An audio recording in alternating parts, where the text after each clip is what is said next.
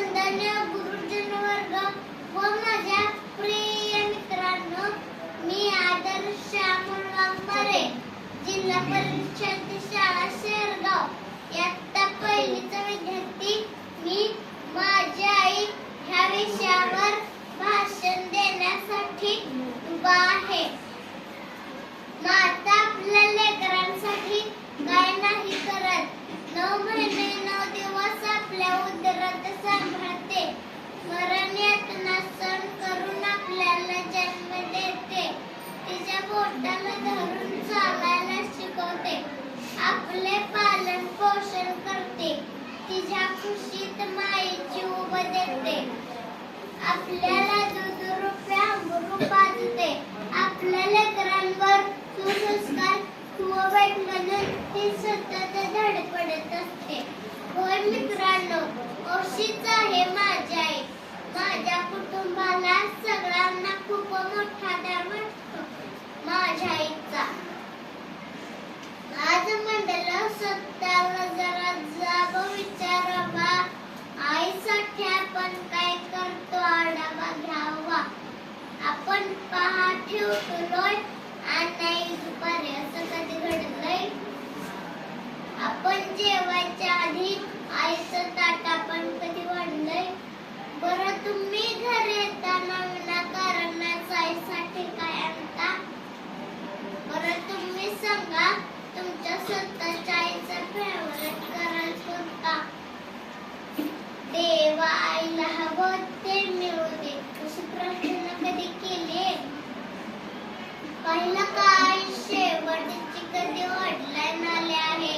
तिच्या बर्थडेची पार्टी तिच्या मैत्रिणींना बोलवून आपण देतो. हे सगळं तीच करते बरं का. तिच्या बर्थडेची पार्टी तिच्या मैत्रिणींना बोलवून आपण देतो.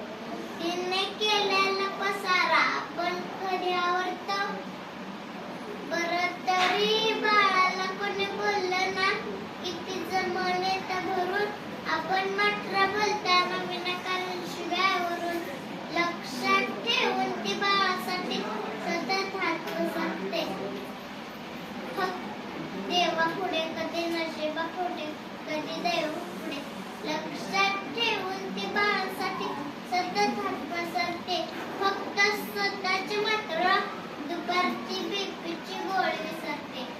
आईची आई होऊन बाळानं कधी खरी वाघांना तिचं खडबड हातात घेऊन एकदा तरी बघांना. कितीही कर्तृत्व गाजव तुम्ही झेप कमी पडते. कितीही उंची गाठा तुम्ही झेप कमी पडते. आईने कडेवर घेतल्यावरच आपली उंची वाढते. उगाच कशाला अध्यात्मान्यांच्या श्रद्धेच्या गप्पा हाणता. उगाच कशाला अध्यात्मान्यांच्या श्रद्धेच्या गप्पा हाणता. त्या आईच्या पोटी जन्माले आणि देव कुठे म्हणता. आईला सतत मुलांचा ध्यास, त्यांच्याच प्रेमांची धुंदी. बाळाने गंमत आणली नाही तर आईचं धाडस. नको कुणाची स्पर्धा देवा, नको कुणाचा ठेवा. जग जिंकायचे का तुम्हाला? आईच्या पायावर डोकं ठेवा. जग जिंकायचे का तुम्हाला? आईच्या पायावर डोकं ठेवा. शेवटी जगातील सर्व मातांना कोटी कोटी प्रणाम करून मी माझ्या भाषणाला पूर्ण विराम करतो.